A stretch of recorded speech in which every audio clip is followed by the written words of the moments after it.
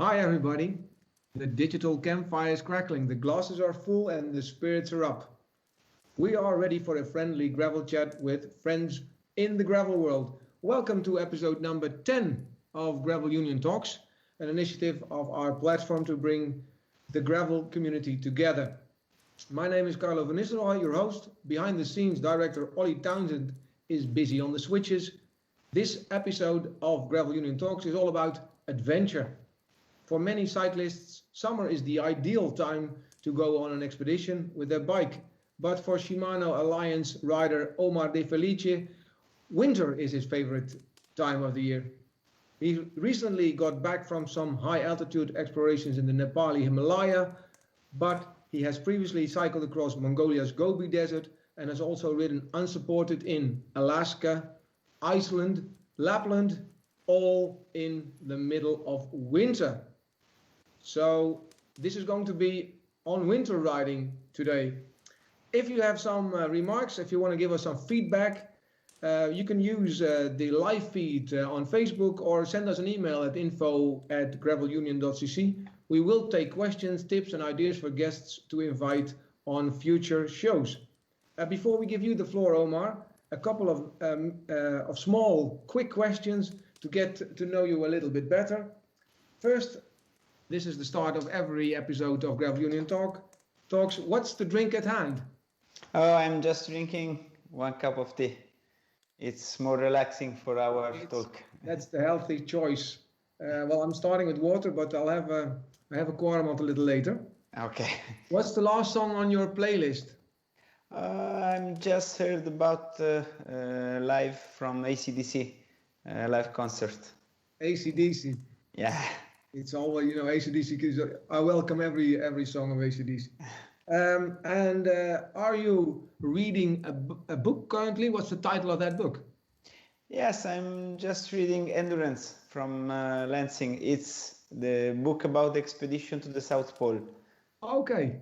Yeah, it's about the focus of our talk. Yeah, the winter, and then the South Pole is one of the best place when you can dream to explore.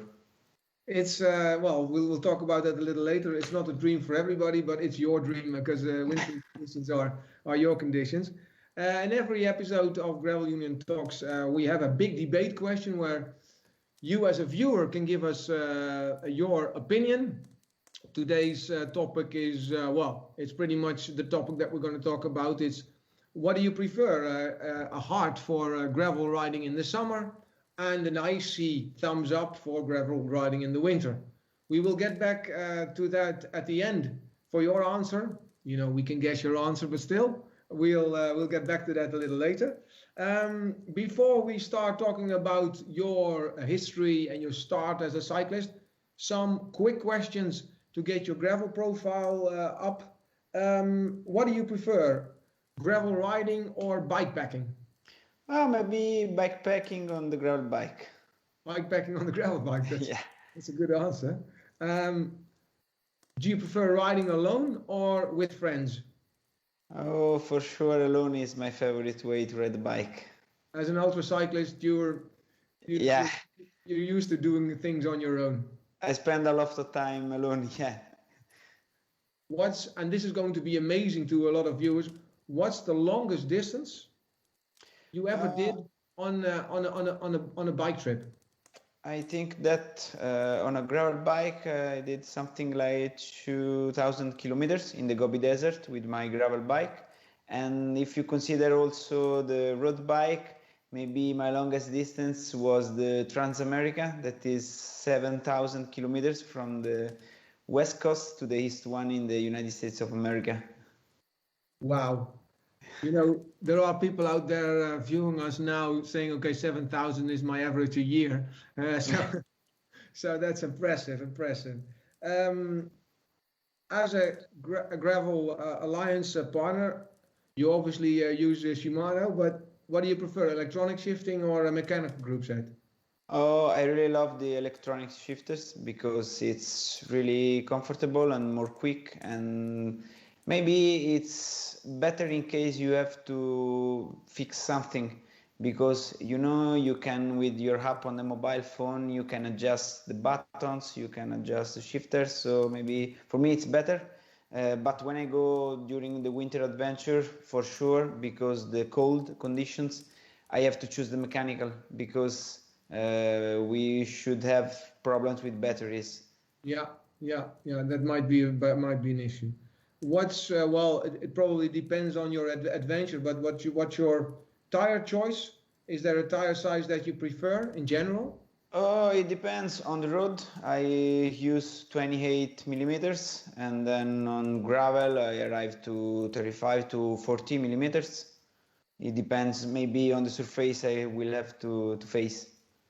And do you use spikes or is it on an icy underground? Yeah, on the icy I use spike tires. Yeah, sure. Okay, yeah, that's a whole new ball game to many of us. So we'll talk about it a little later. Um, do you plan every ride that you do into the smallest detail, or is it just you go out there and cycle? Oh, it depends. It depends, because of sure when I start for a new adventure, I have to plan everything. But when I go on stage, maybe when I look something like a good road, or maybe as a path, so I really love to explore. So maybe it's a mix of planning and exploring. Okay, so it's a mix. Um, well, this is always a good question. When is the last time that you cleaned your bike? 3 hours ago, 3 because hours. yeah, because I was back from a long trip all along the Apennine Mountains, and I used both the road bike and the gravel bike, and so it's completely dirty. So I had to clean my bikes today. Well, you should always, but I have to admit that I'm a little lazy sometimes. How many bikes do you own? Oh, I am lucky, because as a sponsored athlete, I have a lot of bikes. So when I need to go on the standard, on the asphalt, on the tarmac, I have a road bike.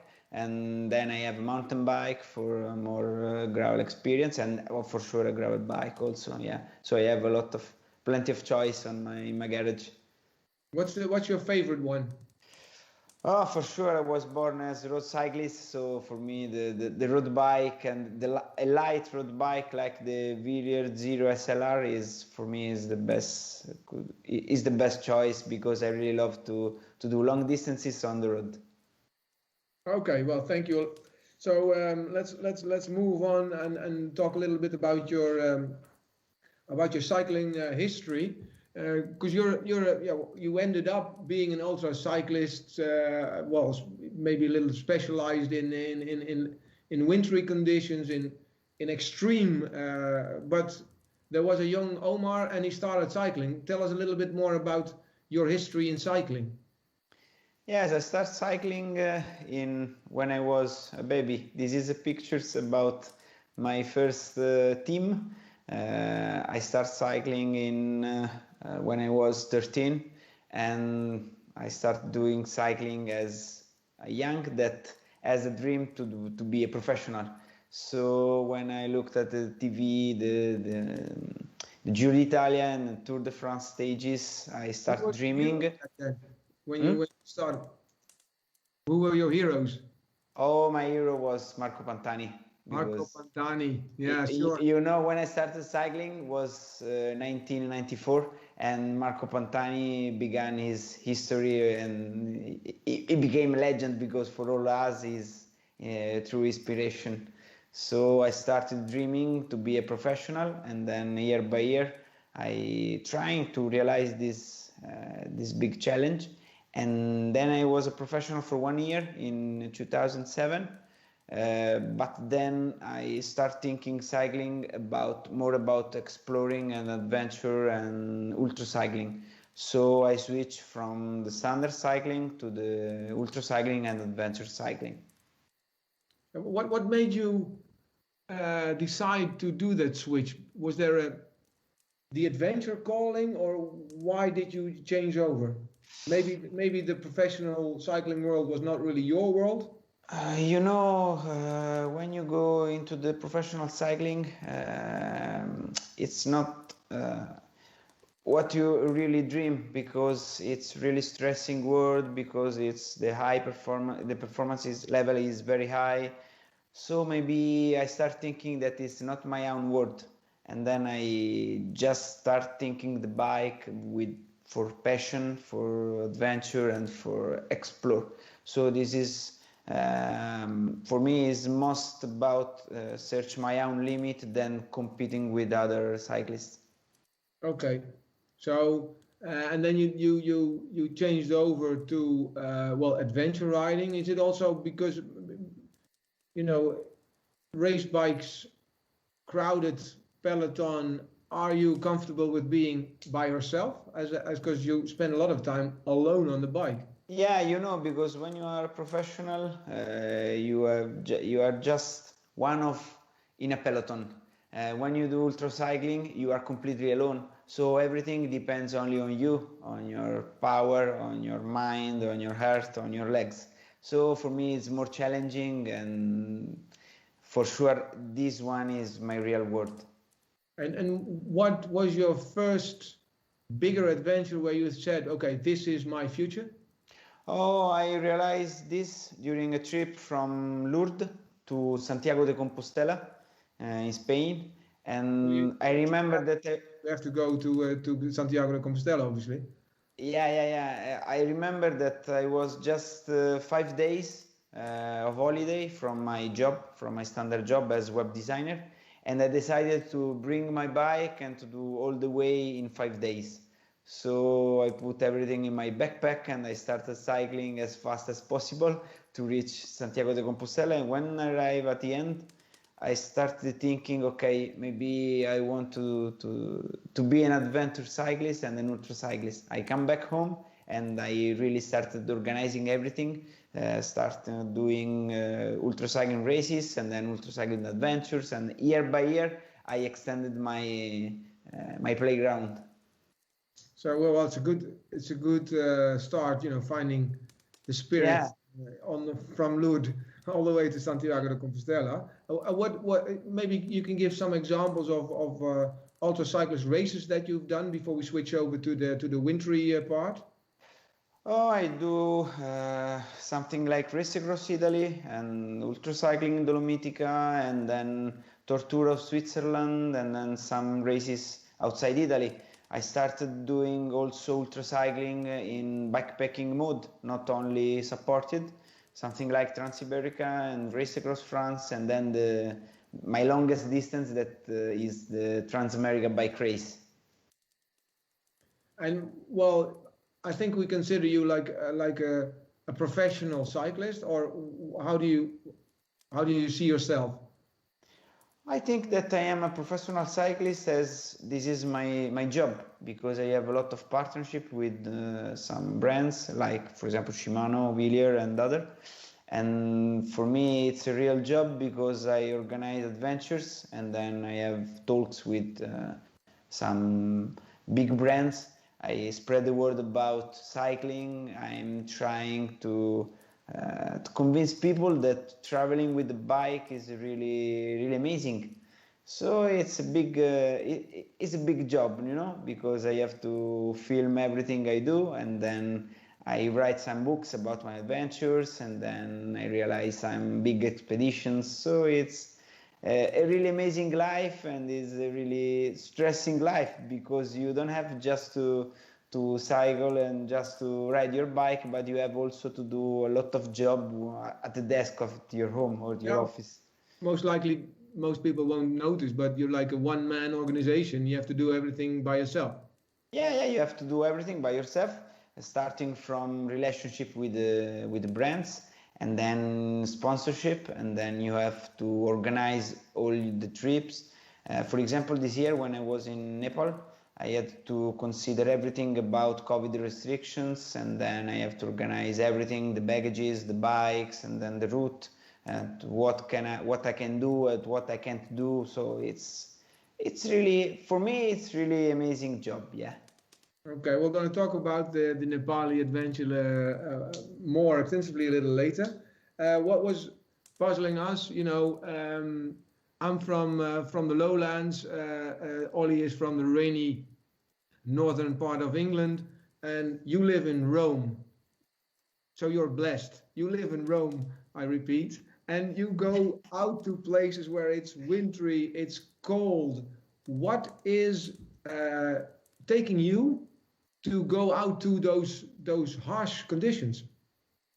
So you are right. I am from Rome, and Rome is a place where you can ride your bike maybe all year round because weather is perfect, because we have a lot of sun, because the winter is not so cold, is not so severe. But maybe I think that this is why I started dreaming about extreme places and remote places, and maybe I think that it's a part of my dream because I start from Rome and I go to the other part of the world, and for sure I really live the fascination of this kind of part of the world. So maybe for me it's really I really felt in love with the winter and with the Arctic conditions. And how are your friends responding to that? Because you live in the ideal climate, as at least the ideal climate for most of us.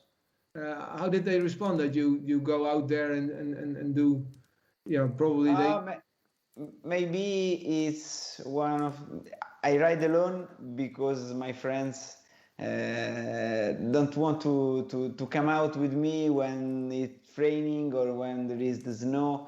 During the winter, my friends and other cyclists usually go to the sea coast to ride a bike with warmer conditions, and but I do completely opposite thing. So I go to the Apennine Mountains. I'm trying to find the snow in Italy. I try to find icy conditions. So this is why maybe I ride alone. Okay, yeah, I can imagine.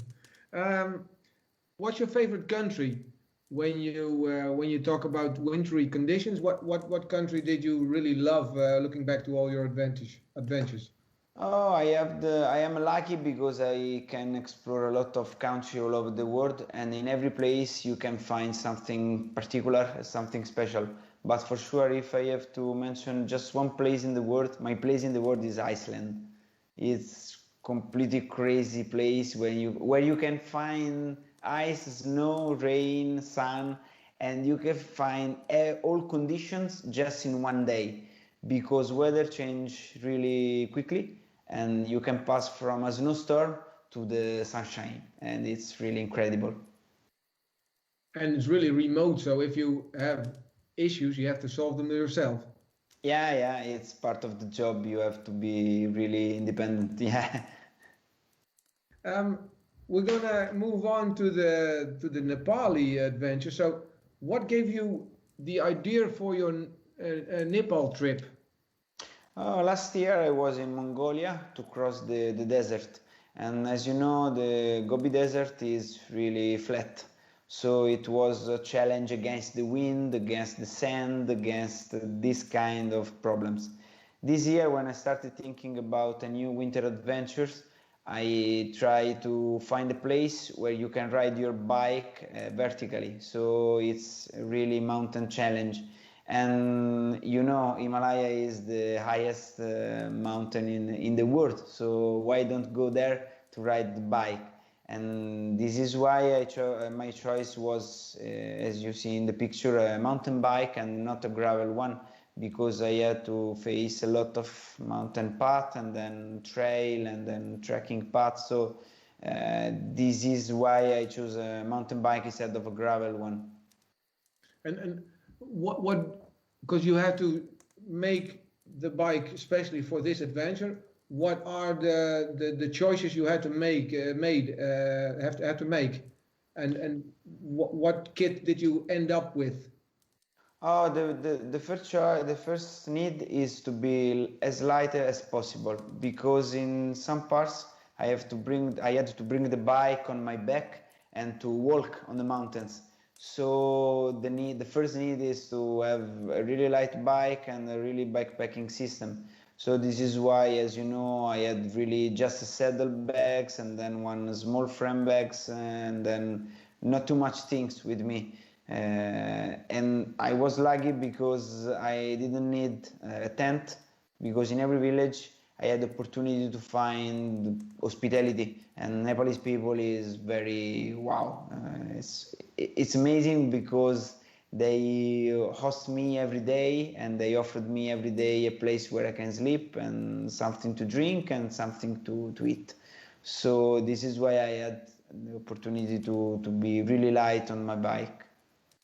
And how did the, everybody knows that we're in this global COVID crisis.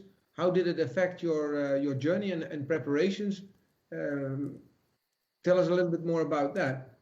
Consider that I decided to start to go to this adventure maybe in the mid of December, but with my travel agent I had to wait just mid of January to be official, because there was a lot of restrictions in Nepal and also restriction for Italian that go outside the country.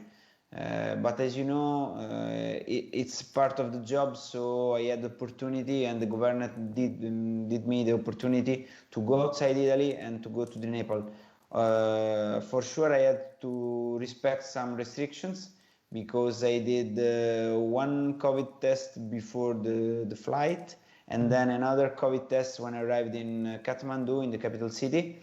And then I had to respect 1 week of quarantine in a hotel in Nepal. So during this period, I arranged the bike, I set up everything, and then when they gave me the start, I could go. Yeah. Okay, okay. So, well, safe circumstances.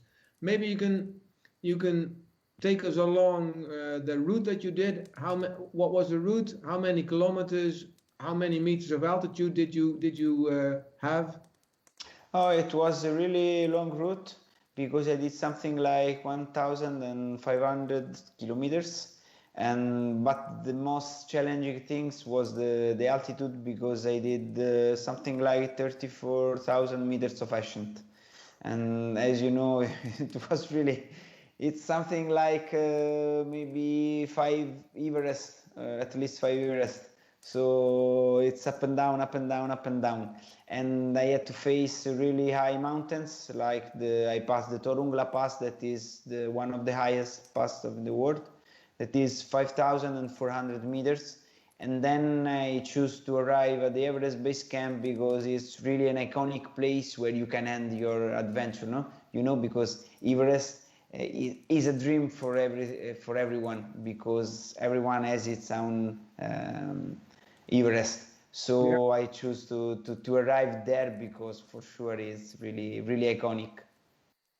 Well, it is, but I mean it's unbelievable. You already also said that you had to carry your bike. I was wondering, did you practice for that or?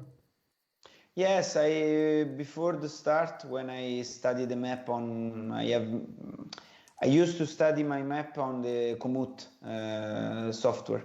So when I start racing on Komoot the track, I found that I would have to face some trekking path, and so I bought a backpack, a special backpack with that where you can carry me the bike.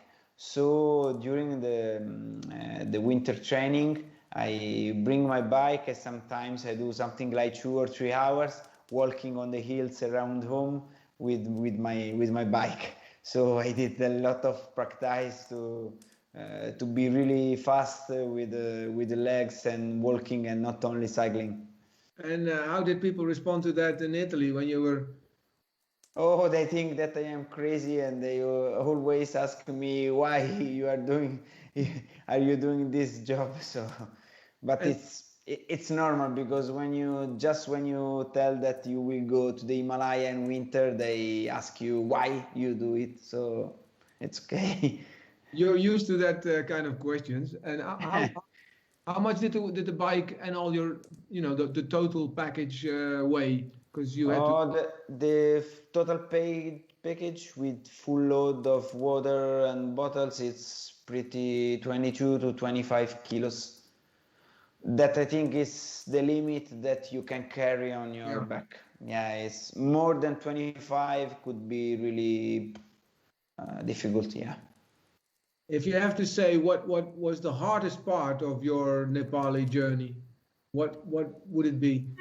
Maybe the hardest part was when I come down from the Torungla because the trip was planned to go to the Upper Mustang, that is one of the coldest part of Asia, and then back to Kathmandu before doing the last part to the Everest Base Camp.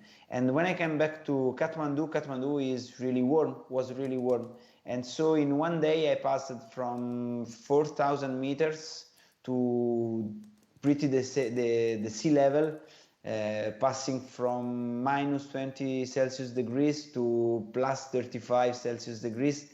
And it was really a shock for me, a thermic shock. So my body was really confused about what I was doing. And then you took some time to get used again, and then you went up again, or how did you manage? I just come to Kathmandu and I stopped one day to do something like maintenance on my bike. I clean my bike. I just trying to fix everything, and then to fix tires, to fix all the chain, the drivetrain, and to verify that everything is okay. And then I started again for the last part that was a long cycling path to Lukla, and then the last part to the Everest Base Camp. And because you're, the altitude that you were on is really extreme. How did your body and your lungs respond to that? When I did the plan, I just thinking the stage,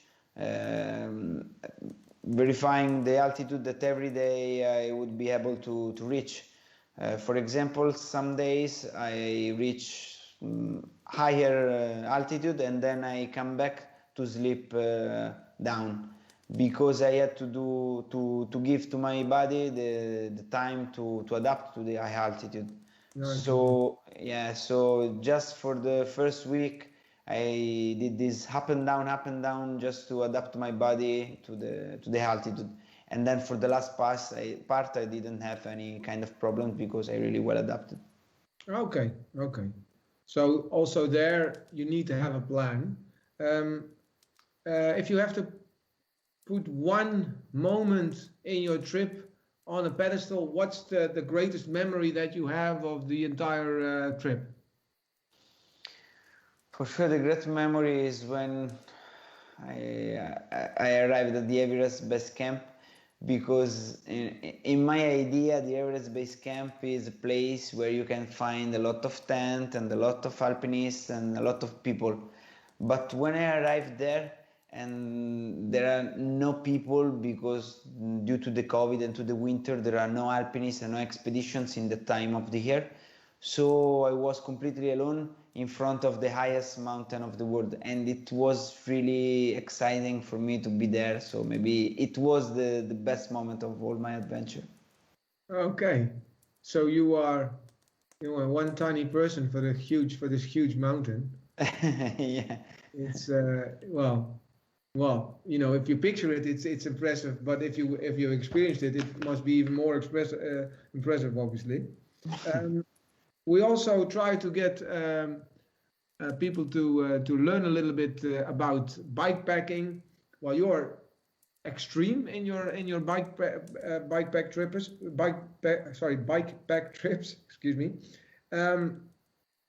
Like an adventure that you did. What would be, for a regular bikepacker, standard tips that you would give them? Prepare well, or just give your thoughts on that.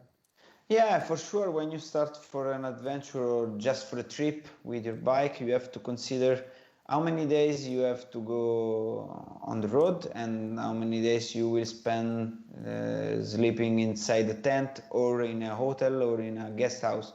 So then you can do a list when all your needs, and it's like when you go on holiday. The first holiday you start maybe with a lot of baggages, and then trip by trip you learn how to reduce the baggages.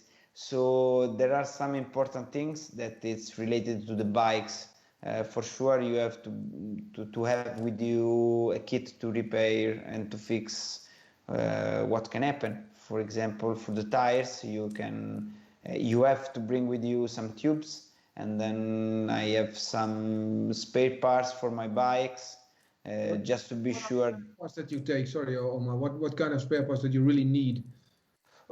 Sometimes I used to, maybe when I ride with a mechanical group set during this adventure, for example, I had one Shimano XTR group set mountain bike, so I had one cable for just in case something will be broken, and then I had one replacement chain, just because if you broke the chain, maybe you need to change, and then some tubes.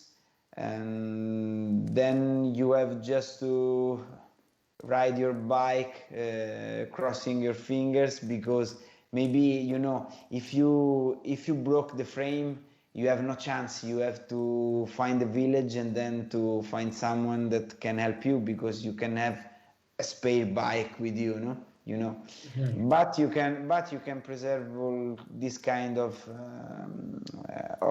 problems with a special kit with you, with one chain and then one cable, and then all that you can manage when you are on the road. So what I hear is planning is key, but also less is more. So you really have to think through what you really need for the trip. Yeah, and then it's really important to stay positive, because if you are positive in a trip, maybe you will be lucky and nothing will happen. And for sure, having a positive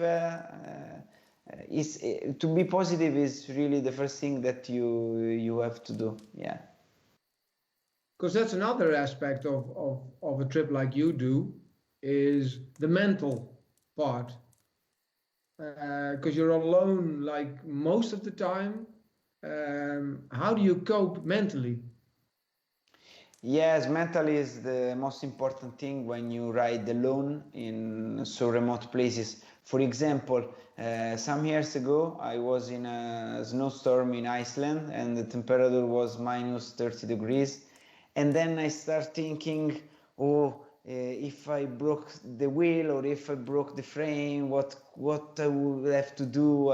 But if you are negative, maybe you go inside the loop, and it's a negative loop. You have to be positive, and you have to be really focused on what you are doing, and then everything will be solved. I am a positive person, and I think that if you are positive, things will go in the best way. Yeah. So you can force your luck a bit by thinking. Yeah. It's important. I think that for many people, it's these kinds of adventures are out of their league, and I'm one of them. But it's really impressive to hear you talk about it. And I think you're right. If you a positive mindset for every adventure, also if it's like 100K ride somewhere along the nice cycling tracks in the Netherlands. But where there is a problem, there is maybe also a solution. So when we found the problem, then we can start thinking about the solution, not before the problem. Just worrying. Well, this is my grandmother talking. Worrying anything. You're absolutely right. And I know that you're a positive guy, and the way when you talk about your experiences, it's a delight to see. You also have a role as a Gravel Alliance ambassador. How did you get involved in that area? 2 years ago, I received a call to be an ambassador for the Gravel Alliance project by Shimano. I'm also a Shimano Italy brand ambassador. So this is why we are working with the Italian team of Shimano since 5 years, and we are just trying to improve and then you know, now with the release of the JRX specific group set, Shimano invests a lot of expertise on the gravel part. So JRX is for me is my favorite group set because it's really light and it's really fast. It's like the Durace but for the gravel, and for me it's really amazing to be, and it's an honor to be an ambassador for the Gravel Alliance and then for Shimano, of course. And what does your role as an ambassador entice? What do you do in your role as a Gravel Alliance ambassador?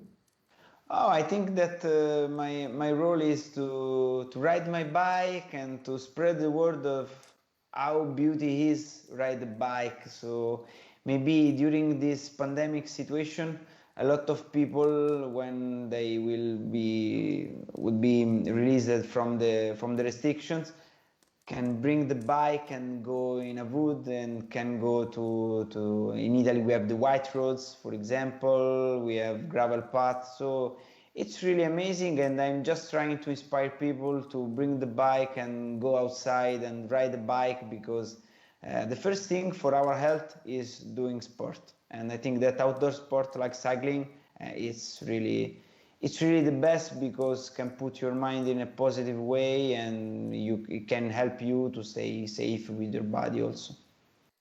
So yeah, when you go back to your decision, you know, from being a race professional to switch over to your adventure bike, then well, the situation now is that you inspire others to bike.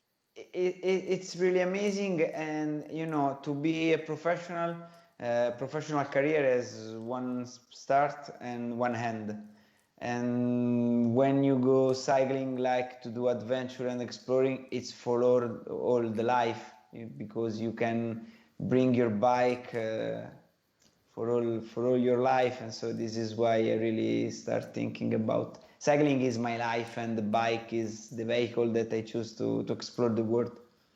And are there any goals on a longer term, what you would like to do? Oh, maybe I just want to continue exploring the cold part of the world. So maybe going north and also going south. Why not? Because there are a lot of cold parts in the south of the world. If you turn the world, you can find really cold places like Patagonia in Argentina, and then of course the South Pole, Antarctica is maybe the coldest place of the world. So there are a lot of places that I want to explore with my bike. So well, there's a lot of ground to cover, literally, and so what's on your calendar for the next month or so? What are the races or expeditions that you're going to do? During next month, I will have maybe the race across Italy next week. That is the European Ultracycling Challenges and Championship. And then in Italy, we have the Giro d'Italia. And you know, as Shimano is official neutral assistance, maybe we will do something inside the Giro. So I will do maybe some tour inside the Giro stages. And in June, I will be involved in a big project about the road safety, because I will do a bikepacking trip from the Stelvio to Rome, to the capital city, just to spread the word about safety on the road, and then just to spread the word about how cyclists have to do when ride the bike, and how the driver has to do to respect more our job. So I will try to do this job. I think that's a challenge that we have in all European countries, is that we have to share the road, and we have to have a safe place for everybody. So you also have a role in educating and informing people. Yes, I think that sharing the road is the most important goal that we will have for the next years, because you know, we are a lot of people and there are too much cars, and then it's better to start having more safe roads, so people can come back to the roads and then can do cycling, and then could go outside home in a safe way. Because in Italy, for example, there is a small war between drivers and cyclists and pedestrians, and I think that roads are really small, so we have to share the road, and drivers has to understand that when you are on a bike, you are maybe it could be really dangerous when a car hit you. So drivers has to have more respect for the cyclists, and it's a really difficult job because you have to talk with drivers, and then you have to go to talk with pedestrians, you have to talk with cyclists, and we have to find a solution to do this kind of job. It's really complicated. Yeah. Yes, it is. But you know, it all it's I think it all starts with communicating and relating to one another. So it's a good thing that you are picking up on that as well. Um, I'm looking at Ollie, our well-respected director, because we have a big debate, and I was wondering, because the big debate question is, what do you prefer, and what does the viewer prefer? Gravel riding in the summer or gravel riding in the winter? So I'm looking at, oh yes, this is the tally is quite, well, it's a landslide, former language that they would use in the USA. It's a landslide. 100% prefers gravel riding in the summer. But you didn't make your vote yet, Omar. So what's your call? Oh, mine is winter for sure.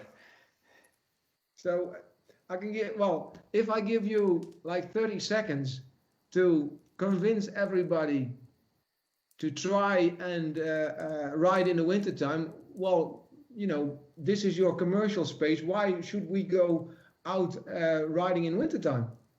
Because summer is standard and winter is special. When you ride your bike on the snow and you hear the noise of the tire on the ice, it's really amazing. So you have to test just one time in your life, and then you will love winter cycling.